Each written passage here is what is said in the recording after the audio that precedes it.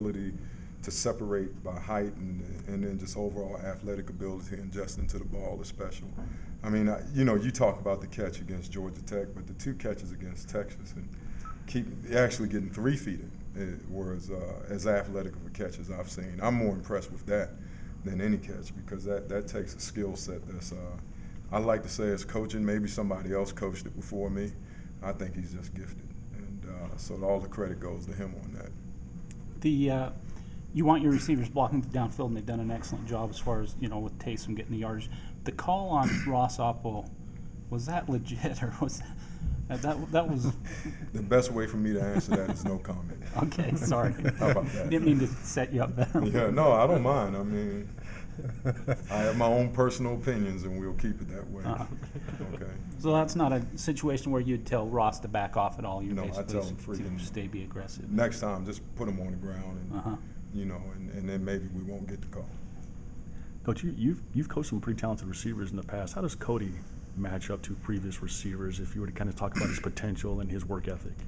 I think really he's really starting to get in the groove of really working every play, and a lot of that had to do with the injury. As far as I haven't had one as skilled as him, and as far as body control, I've had some really good ones.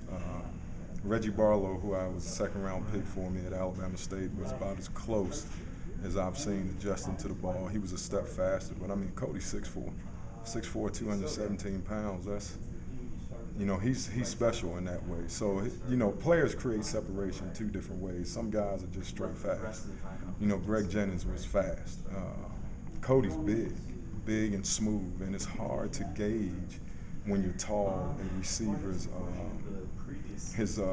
how much ground he's covering. So he breaks the cushion. He broke the cushion against the guy on Georgia Tech that was a cover 3 corner, and he broke that cushion down, and the guy stood no chance. So, I mean, he's talented. I'm excited to see his future, and as he develops more in these last 6 games, and hopefully, God willing, he breaks the receiving record at BYU. But I think what's special about him winning is really important, and so it's a joy for me to coach. And, so I'm really enthused. I know when I first came, there was, Cody's is different.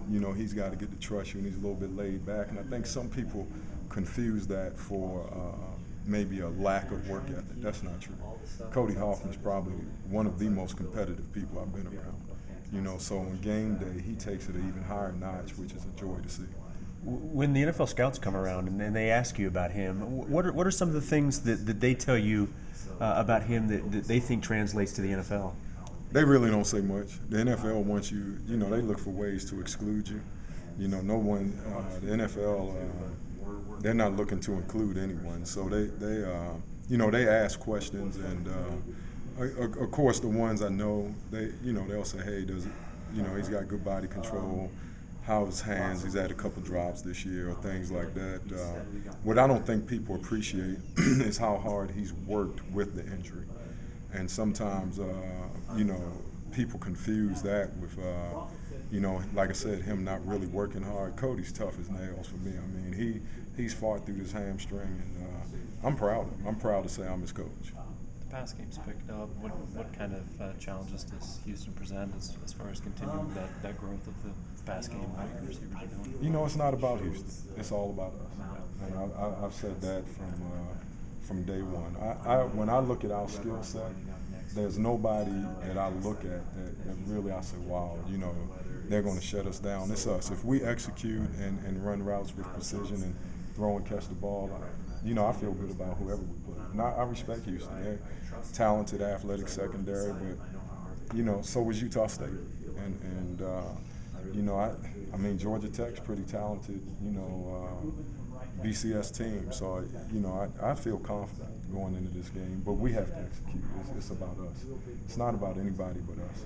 In regards to execution, how's practice been this week in preparation for Houston? I'm excited. We're having fun. When you're winning, it's all fun. Yeah. So, but we got to learn. I think the most important thing, handling defeat. It's a different challenge than handling success. You got to humble yourself and work twice as hard when you're successful. So we just got to keep grinding it out and pushing and working even harder than we worked when we lost a couple.